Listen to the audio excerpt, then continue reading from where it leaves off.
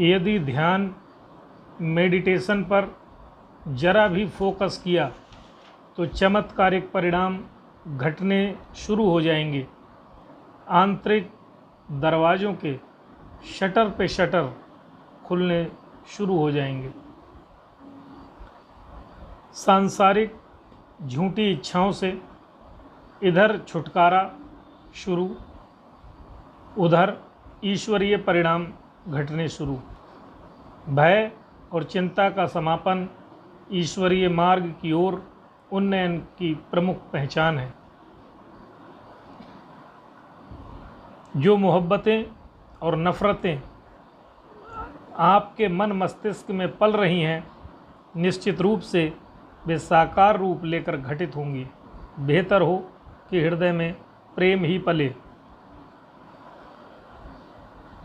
अपने आप को गौर से सुमधुर दृष्टि से देखो। ईश्वर ने आपको राजा बना के भेजा है। आप अपनी क्वालिटी के एकमात्र व्यक्ति हैं। आपको यह एहसास जल्दी कर लेना चाहिए। अपने मित्र और शत्रु से मौखिक युद्ध लड़ना ठीक ऐसा है जैसे अपने सिर में स्वयं पत्थर मारना।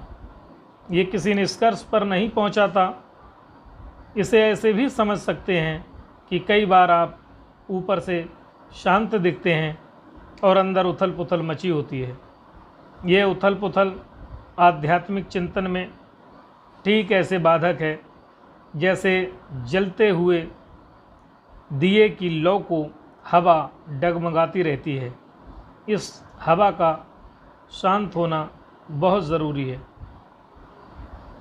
कर्मरत रहकर कुछ चाहिए की चाह एक तरह का लालच है और कुछ नहीं चाहिए की चाह भी एक तरह का लालच ही है।